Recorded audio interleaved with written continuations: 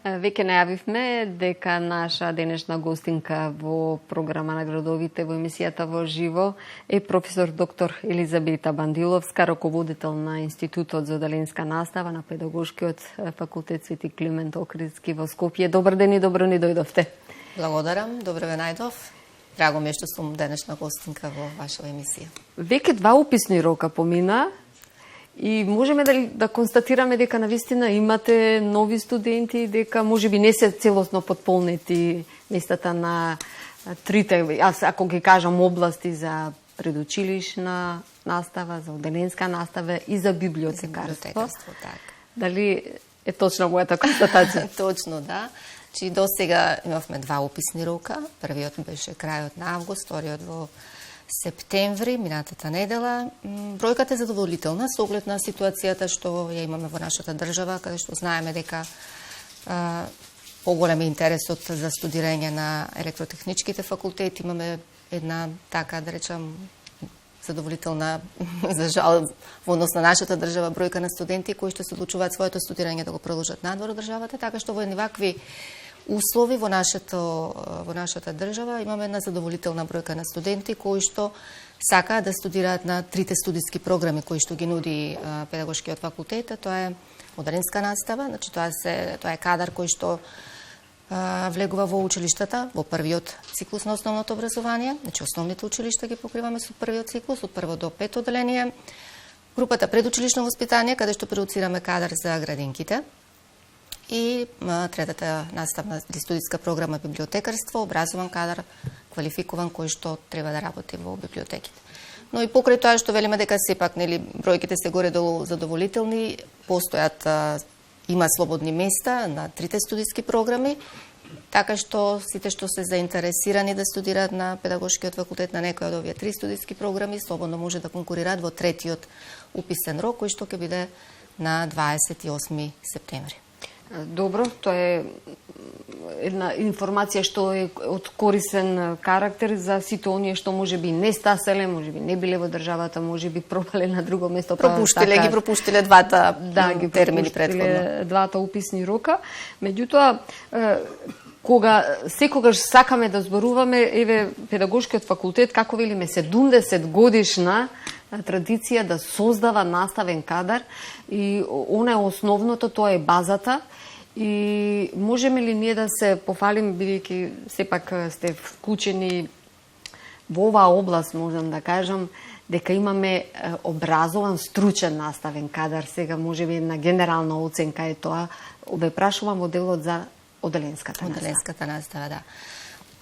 Да, значи нашиот факултет, Педагошкиот факултет е една од најстарите членки на Универзитетот Свети Кирил и Методи. Точно, значи наназад години и години образуваме високостручен, квалитетен кадар кој што е спремен да влезе во оделенската настава, во основните училишта, да работи со децата, да ги подготви за сето она што понатаму, нели, тие ќе го учат во својот развоен образовен пат. Многу е битна основата што ја добива детето во првиот циклус на основното образование.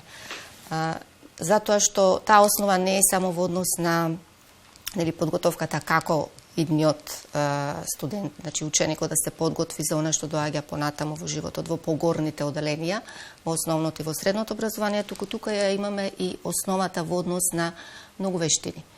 Дека земеме, например, јазикот или зборувањето. Тука се формира таа основа во однос на правилниот изговор. Наставникот е тој прв модел кој што му е слика како треба еден академски граѓанин утре кој ќе го заврши своето образование, како треба да зборува, да го користи стандардниот јазик. Иако последниве години се преку наставниот кадар што го продуцираме за во градинките, се трудиме тој модел колку што може повеќе веќе да го имаме во рамките на предучилишните установи. И тука да се обрне внимание во однос на изговорот. Секако предвид имаме воспитната компонента, че паралелно со совладувањето на она што го нуди студиската програма, се внимава и на педагошки аспект, кој што е неодменлив дел од сите наставни предмети што ги нудиме во рамките на студиските програми. Нуди ли студиската програма, еве нека биде и за двете области, и за оделенската настава, и за предучилишната настава, како да кажам, за предучилишното образование, оваа студиска програма има ли потреба од воведување на некои нови? Сакам да ве прашам дали ги следиме сега можеби светските, европските не, можеби трендови, каде што на вистина треба некако да допреми новите генерации, можеби се малку поразлични од пред 10-20 години точно, да. И сето она што треба да одиме напред, а пред се да застанеме на здрави нозе да го зборуваме и говориме јазикот, особено македонскиот јазик во вистинската смисла. Неминовност е тоа усовршување, усогласување и се разбира усовршување на нашите студиски програми и тоа го правиме некако сосема природно, да речам, на секои 5 години, кога имаме реакредитација на студиските програми и при таа реакредитација или на студиските програми ние погледнуваме што е она ново што се случува во светот, во Европа, околу нас, се обидуваме сето тоа да го приспособиме кон нашата средина, кон нашата традиција, особено во последните години или дигиталната ера, колку сите тие новини во однос на дигиталните информации, сето тоа може да се примени кај нас, че на некој начин сме обврзани и да следиме и да применуваме во однос на она што ние им го нудиме на студентите.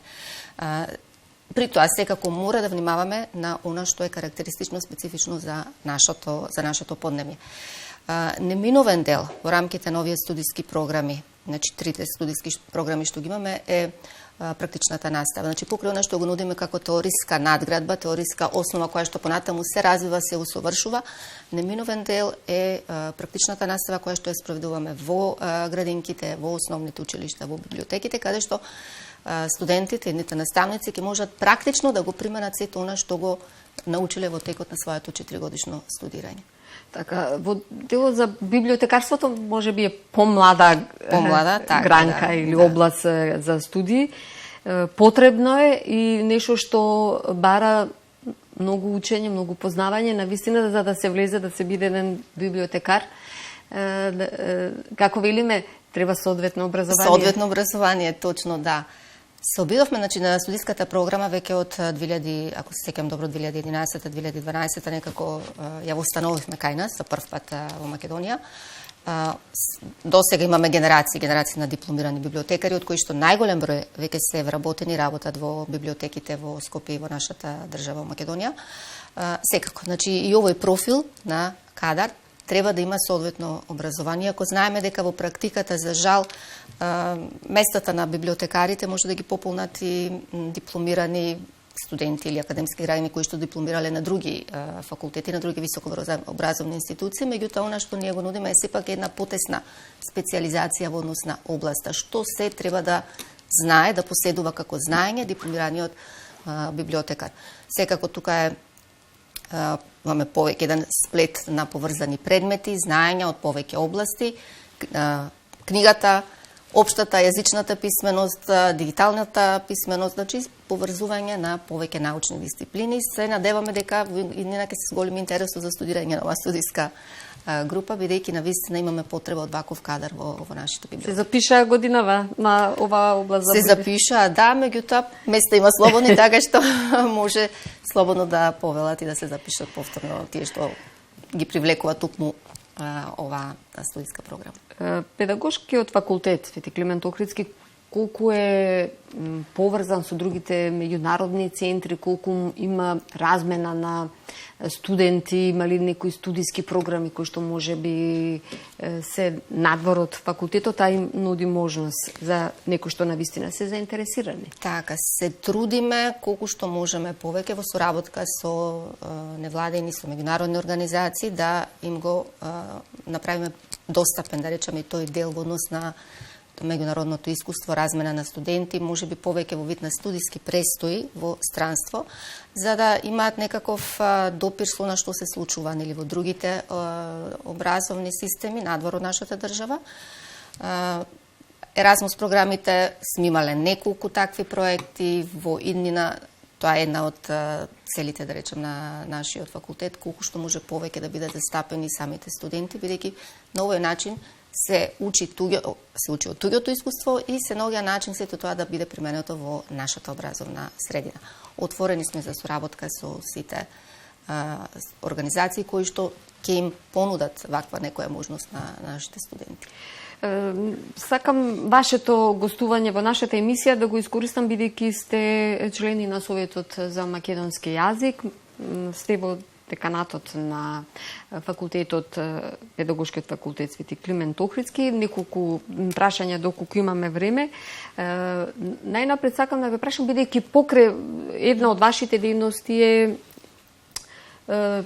објавување на збирки, книги, влегуваат тука учебници? Влегуваат учебници, да. И индиректно сакам да ве прашам, бидејќи навистина големи полемики, политики влезени во делот за учебниците, ќе имаат ли годинава учениците соодветни наставни програми?